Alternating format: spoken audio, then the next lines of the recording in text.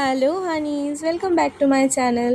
আমি সানা চলে এসেছি তোমাদের সঙ্গে পুজো সিরিজ পার্ট 1 নিয়ে। So skin care is must. প্রথমেই স্কিনটাকে ভালোভাবে ক্লিনজিং মিল্ক দিয়ে ক্লিন করে নিয়েছিলাম, স্কিন প্রেপ করে নিয়েছিলাম। স্কিন প্রেপ করার পরে তোমরা দেখতেই পাচ্ছ আমার স্কিনটা কত হাইড্রেটেড আর গ্লোয়িং লাগছে। তারপরে আইব্রো ডিফাইন করেছিলাম। এক্সেস যে কনসিলারটা ছিল সেটাকে আমি ব্লেন্ডার দিয়ে ব্লেন্ড করে নিয়েছিলাম। ব্লেন্ড করার পরে একটা কম্প্যাক্টের সাহায্যে লক করে দিয়েছিলাম আই বেস।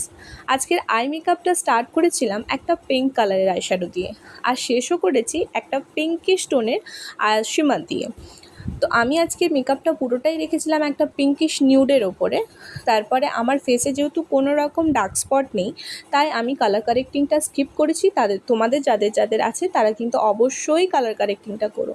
তারপরে একটা স্টিক ফাউন্ডেশন ইউজ করেছিলাম, তার উপরে একটু ফিক্সিং স্প্রে দিয়ে দিয়েছিলাম যাতে বেসটা আমার একটু লং লাস্টিং হোক আর মেকআপটা যাতে একটু ডিউই দেখাক। তারপর আমি পাউডার কন্ট্রোল করেছি। ও হ্যাঁ, তার আগে অবশ্যই পাউডার দিয়ে লক করেছিলাম বেসটাকে। তারপরে পাউডার কন্ট্রোল, পাউডার ব্লাশ দিয়ে ফেসটাকে এনহ্যান্স করেছি। তারপরে আই মেকআপটা কমপ্লিট করলাম কাজল পরে স্মাচ করে। জানি না কেন আই মেকআপ করার সময় আমার ফেসের এক্সপ্রেশন একদম চেঞ্জ হয়ে যায়, কেমন অদ্ভুত লাগে দেখতে, কী বলবো। তারপরে এই যে লিপস্টিক পরে অল ওভার লুকটা আমি কমপ্লিট করেছি একটা সিল্ক বানের সঙ্গে, আর কানে দুটো রাইমস্টোনের কানের পরেছিলাম।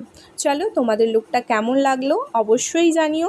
এখনের জন্য বাই বাই, দেখা হবে নেক্সট সিরিজে। এখন ফলো ফর মোর।